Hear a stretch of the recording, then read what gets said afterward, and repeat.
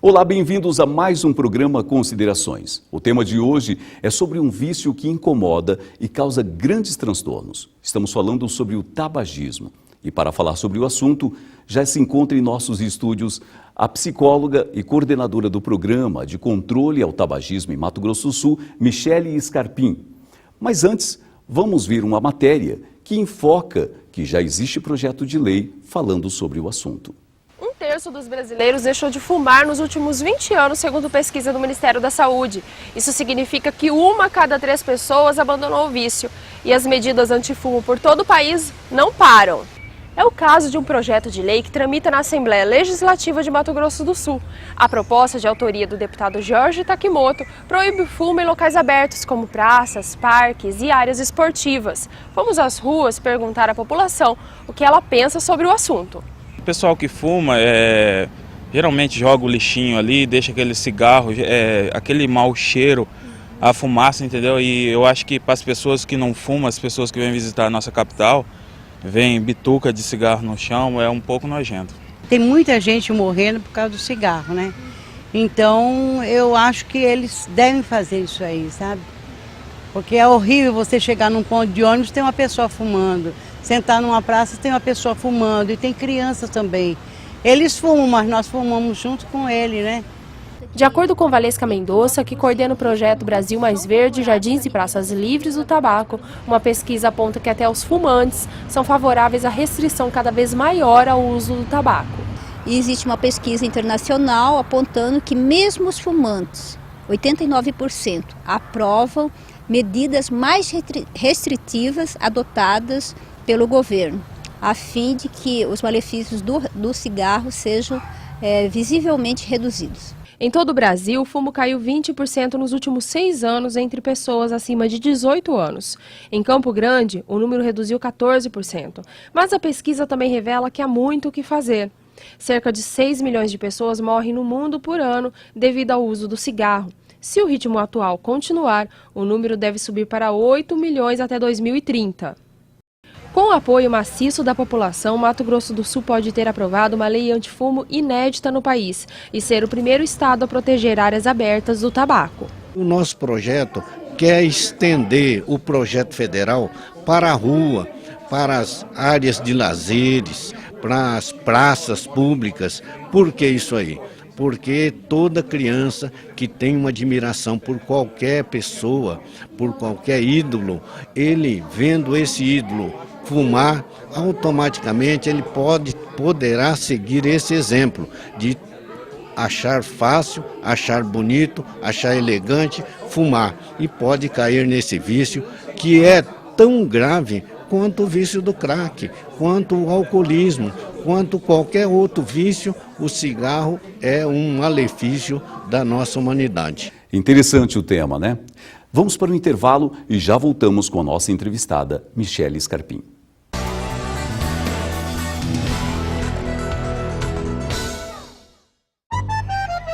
A indústria em nome das cidades apresenta Paranaíba. Será a mistura de 3 estados numa só cidade? Pará, Paraná, Paraíba, Paranaíba. Não. O estado é o Mato Grosso do Sul e a cidade tem esse nome por estar às margens do rio Paranaíba. A palavra que em Tupi-Guarani quer dizer rio ruim. Mas o rio só é ruim para as navegações. Com a terra ele é muito bom. Torna o solo fértil, por isso os índios caiapós foram os primeiros a ocupar o lugar. Depois vieram os bandeirantes paulistas, até que chegaram os colonizadores vindos de Minas. O povoado virou município no final do século XIX. Seu primeiro nome foi Santana do Paranaíba. Depois, Paranaíba, que feito as águas do rio não para, já está com 40 mil habitantes.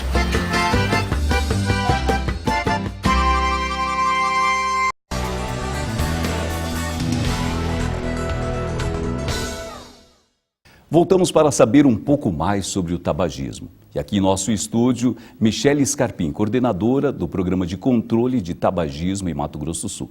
Michele, seja bem-vinda ao programa Considerações. E a nossa primeira pergunta: tabaco, cigarro, cigarrilha, charuto, enfim, todo tipo de tabagismo, a pessoa sabe o risco que correm.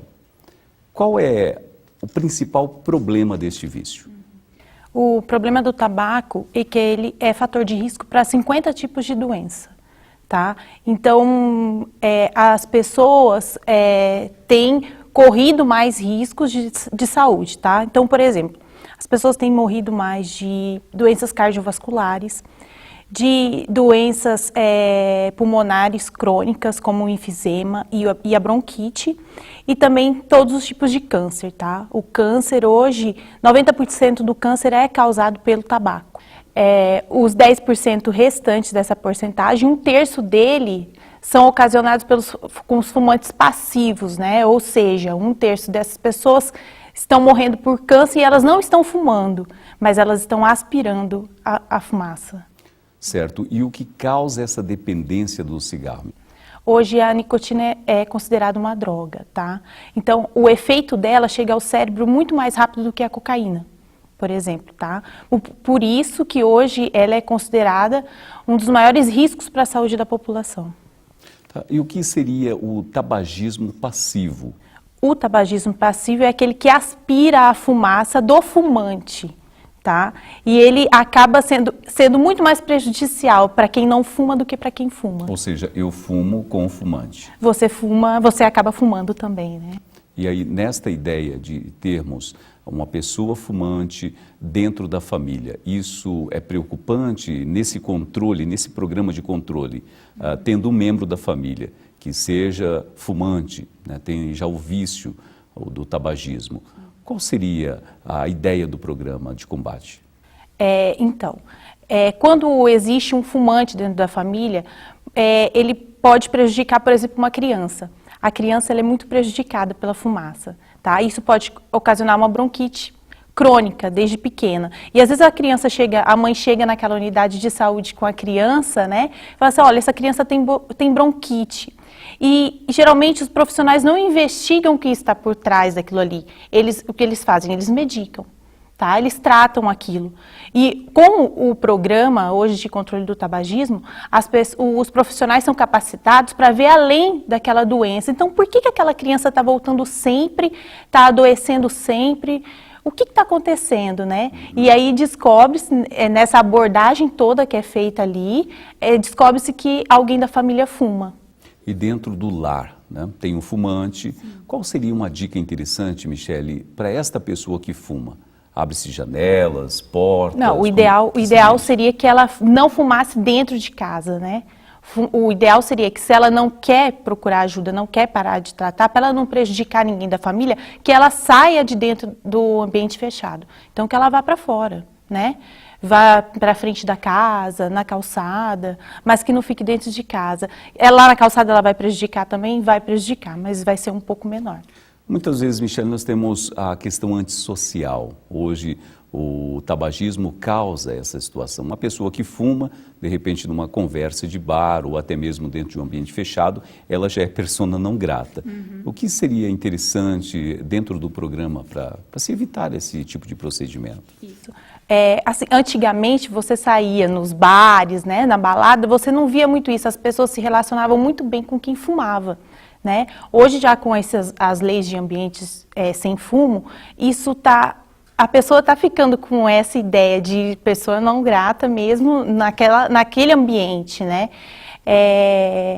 Isso tem ajudado com o quê? Com essa nova lei, bares proibindo o fumo dentro, as pessoas têm se conscientizado mais disso, têm procurado saber mais sobre o tabagismo e sobre o que ele prejudica, o que ele causa na saúde. Bom, Michele, hoje existe já campanhas, no próprio maço de cigarro, algumas imagens para inibir a questão do fumante ou até mesmo conscientizá-lo. Isto tem resultado? Tem resultado sim, não tanto quanto esperávamos, né? O fumante mesmo, ele olha aquilo ali e geralmente ele vira a carteira de cigarro, né? Para o fumante mesmo não tem, mas é tudo uma questão de comportamento. Por exemplo, um pai que fuma. Se a criança vê aquela imagem no cigarro, o que ela vai pensar? Meu Deus, né? Meu pai vai morrer, meu pai vai ficar doente. Então, criança muda comportamento. Então, a partir desses modelos que a gente vai conseguindo mudar essa ideia, né? O fumante também, muitas vezes, ele olha e fala assim, mas será que prejudica mesmo? Será que isso vai acontecer comigo? Então, muitas vezes, ele procura informação. E muitas vezes, Michele, nós temos aí essas campanhas, e lógico, proibindo hoje a publicidade do cigarro. Dentro do programa também vocês fazem outro tipo de programa para essa conscientização? Nós fazemos prevenção e educação em saúde nas escolas.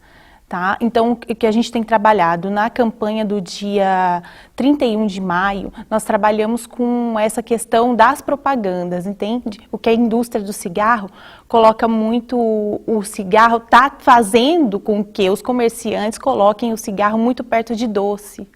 Bala, chiclete, né? Isso acaba o quê? Induzindo, aquela criança cresce falando assim, nossa, o cigarro está ali perto, né? Ai, vou juntar um dinheiro, quem sabe, não vejo a hora de chegar a 18 anos para poder comprar aquele maço de cigarro. Então, a campanha tem trabalhado muito isso, essa questão de mudar, nós alterarmos a lei mesmo, não tanto no âmbito estadual, mas isso é mais um âmbito federal, uma luta federal, para que essas campanhas... Que a indústria de cigarro não consiga mais realizar esse tipo de propaganda. E você disse escola. Então, adolescente, crianças até mesmo, nós vemos num quadro muito preocupante. A escola é um lugar propício para esse incentivo ao tabagismo? Eu acredito que incentivo não. A escola como incentivo não, né? É mais a sociedade. Seria fora da escola, família, né? Principalmente se o pai fuma, a criança leva isso como exemplo, quando ela chega na adolescência, ela vai querer fumar um cigarro. Então, o trabalho nas escolas, o que a gente tem feito, né? Tem um programa que chama Saber Saúde, e dentro desse programa, nós trabalhamos com os profissionais, quando a escola ela tem interesse em trabalhar com o tabaco, nós capacitamos os profissionais, tá? E esses profissionais vão trabalhar com prevenção e educação em saúde, tá? O que é? A criança, ela vai, desde o início escolar, sabendo que se você fumar, aquilo pode te causar uma doença, vai causar uma doença, né? Não pode, vai causar uma doença alguma hora da sua vida. E também quem não fuma, né? Que você não fuma, mas você também pode ficar doente por causa disso. Então, a criança crescendo com isso, mudando o comportamento, que eu acredito que nós vamos mudar as estimativas mais para frente. Bom, Michele, existe dentro do programa uma faixa etária que tem o consumo maior na questão do tabagismo, entre 15 a 20, 20 a 25, 25 a 30 anos? Algumas pesquisas indicam que crianças com 8 anos já estão começando a fumar, entendeu? Aí a parte 8, 15, 18 anos, mas a faixa etária maior ainda continua sendo nos adultos. Bom, falamos em escola, falamos na questão da família e trabalho, dentro do ambiente de trabalho. Algumas pessoas não conseguem trabalho pelo fato de já estarem num vício, né, e não conseguirem uma inserção no mercado de trabalho. Qual seria o seu conselho? O conselho é para que esta pessoa procure mais sobre a doença, né? Se informar mais, para que o vício acabe mesmo. Porque a gente tem trabalhado muito, trabalho muito focado com essa questão, ambiente de trabalho, tá? Bares, restaurantes, lanchonete, é proibido fumar. Entendeu? Então a pessoa não vai conseguir ultrapassar isso, ela vai ter que arrumar outra maneira para conseguir um trabalho, que no caso seria um tratamento mesmo. Algum exemplo, Michele, que você tenha de pessoas que realmente saíram do trabalho por causa do tabagismo? Que eu saiba, não, né? Não tenho, mas as próprias empresas têm feito com que as pessoas, o fumante dentro da empresa procure um tratamento. Tá? Hoje, por exemplo, em Campo Grande, existe o programa de tratamento do fumante dentro de algumas empresas. Então, deslocou das unidades de saúde. né? Não existe só em hospitais e unidades de saúde, hoje existe também dentro das empresas, né? Isso é o interesse próprio, é o interesse da empresa em querer os profissionais dela bem saudáveis. Sim. Não, então uma indicação que você dá a esta pessoa, procurar o quê? Um posto de saúde? Sim, hoje em Campo Grande, a maioria das unidades de saúde oferecem o tratamento, tá, para o fumante. Esse tratamento você tem apoio psicológico, é um tratamento em grupo, mas no caso, se né, o grupo não der certo, ou um horário, você não puder no horário, existe o tratamento individual também, né, um acompanhamento psicológico e tratamento medicamentoso também, se necessário. Você pensa, Michele, que este tipo de vício, que é o tabagismo, ele vem mais da parte psicológica, fisiológica, o que Ele é um problema psicológico principalmente, tá? Então, por ele ser uma droga, ele chega ao cérebro em 9 minutos, quando você fuma um cigarro, tá? Tanto que, geralmente, as pessoas que participam dos grupos de tratamento, a maioria delas não precisam de medicamento. Tá? É mais um trabalho comportamental mesmo, junto ao psicólogo ali, ao terapeuta, que vai te auxiliar a ensinar técnicas, né? Para que você não sinta a fissura do cigarro, né? Porque muitas vezes você com um pedacinho de um cravo que você coloque na boca e masque aquele cravo por um tempo, aquele horário que você vai parar de fumar, a sensação de eu quero fumar diminui. Então, por isso que eu falo que é uma questão psicológica. Uhum. Quer dizer, o tratamento terapêutico, através de remédios, de medicamentos, não influenciaria tanto assim, mais a parte psicológica. Sim, mas ele só vai conseguir deixar isso se ele tiver um tratamento terapêutico, né? Ele não vai conseguir se livrar sozinho. Alguns conseguem, mas a maioria não, precisa de ajuda. Existe já alguns tipos de tratamento, como adesivo, isso realmente funciona, é comprovado? Sim, é comprovado, né? Esses adesivos são repositores de nicotina, então quando aquela pessoa chega na unidade de saúde, ela vai passar por uma triagem, ela vai ser realizado um teste com ela, e esse teste vai indicar o quanto de cigarro ela fuma por dia. Então esses adesivos vão repor aquela nicotina, tá? Então se ele fuma 30 cigarros por dia, vamos dizer, aí ele vai ter a reposição dos 30 cigarros, né? E isso vai diminuindo conforme o tratamento, até que ele não precise mais. Sim, esses adesivos, eles são disponíveis, são controlados, de que forma Não, adquiridos? são disponíveis, tá? Nas unidades que oferecem o tratamento, são 4 tipos de medicamento. São os adesivos, tá? A goma de mascar, a pastilha e a bupropiona, tá? Que é em casos assim de ansiedade e depressão. Estão todas na rede. Muito bem, nós vamos para um intervalo comercial e, na sequência, vamos falar qual o papel importante da coordenação de controle de tabagismo em Mato Grosso do Sul.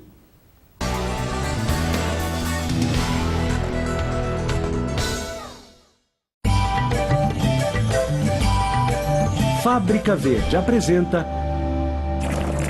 Tamanduá Bandeira. Um animal com faixas pretas e brancas que parece mesmo uma bandeira, mas não é do operário não. Torcedores de todos os times podem e devem levantar a bandeira do tamanduá para preservar a espécie. Muito dócil, esse animal é incapaz de morder, nem tem dentes. Sua cauda grande de pelos longos e grossos funciona como um cobertor que protege enquanto ele descansa. Mas mesmo com tanto conforto, o tamanduá-bandeira não tem um sono tranquilo. A destruição das florestas e dos cerrados, a caça ilegal e as queimadas ameaçam a espécie. Um dos nomes comuns do tamanduá-bandeira é tamanduá-cavalo. Como seria bom se ele pudesse ganhar patas maiores e galopar para bem longe da devastação.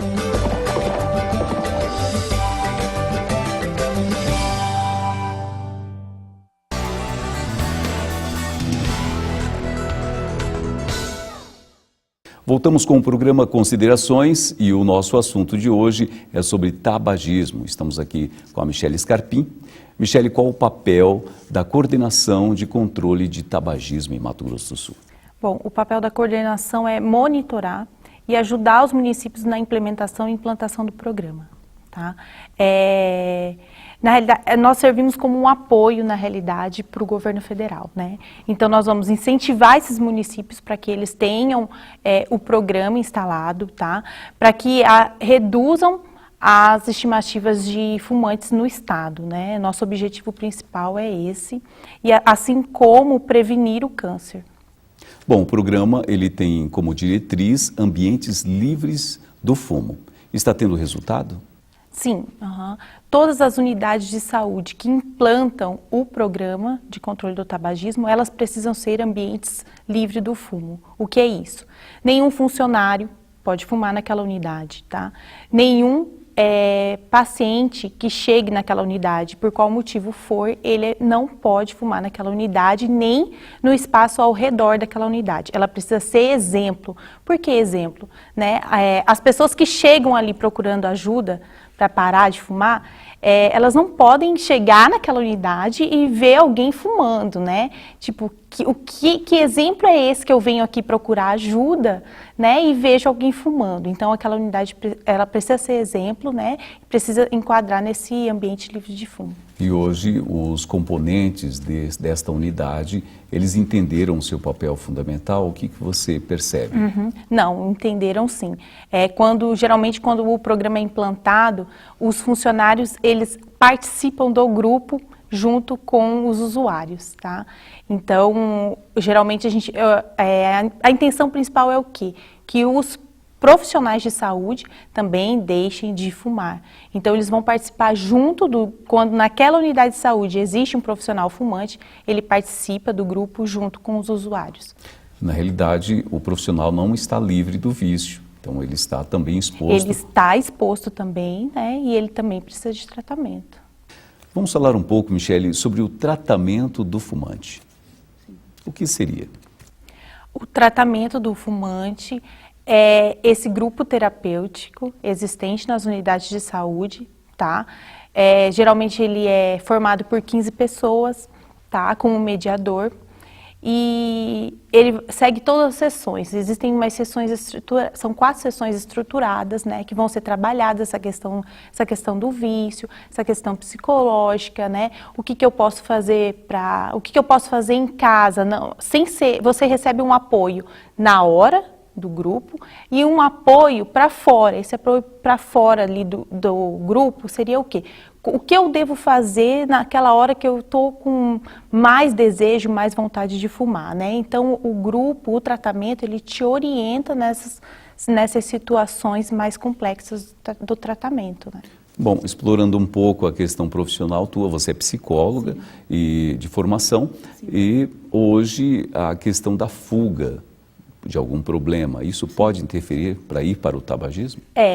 Muitas vezes acontece assim, a pessoa chega na unidade, procura ajuda, mas começa a participar do grupo, ela vai em uma sessão, pega o medicamento, chega na segunda sessão, ela vai, né, tem uma certa resistência, na terceira ela não vai mais. Entendeu? Só que o que acontece? Muitas vezes a pessoa, ela liga o tratamento ao tratamento medicamentoso. Então, ela quer saber do quê? Quer o remédio.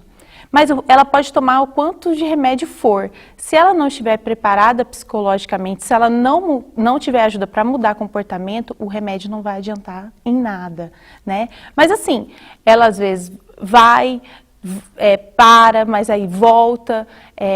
E tem pessoas que fizeram mais de 3 vezes um rito. Esse rito, né? Sim. Tipo, começa, para, mas que terminou e hoje às vezes está há 6 anos sem fumar e ainda continua participando dos grupos nas unidades de saúde, incentivando outras pessoas a pararem de fumar. Então, quando você diz parar de fumar, ele pode ter aí uma recaída. Sim. Né? Qual seria o seu conselho neste momento? A pessoa teve uma recaída, ele retorna imediatamente à unidade para tentar ter um apoio? Acho que o conselho ideal é ele ser sincero com ele mesmo, né? Então, se não deu certo daquela vez, não precisa ter vergonha, né? Volte na unidade, converse, né? O importante é conversar, liberar, olha, eu não estou preparado agora, né? Porque você pode continuar nas sessões, escutar outras experiências, outras pessoas que já passaram por isso, para que surja um incentivo maior ali e você consiga o tratamento. Michele, algumas pessoas dizem, bom, eu fumava 2 carteiras por dia, hoje eu fumo 1 carteira ou meia carteira. Isso alivia alguma coisa? Não, Não, não alivia, não. Né? Continua, os riscos são os mesmos. Bom, voltando agora para o tabagismo no contexto social. Hoje virou moda o narguilé. Vários jovens se reúnem em praças, em lugares abertos, enfim, para fumar o narguilé. Causa dependência. É prejudicial? Qual a tua opinião? Sim.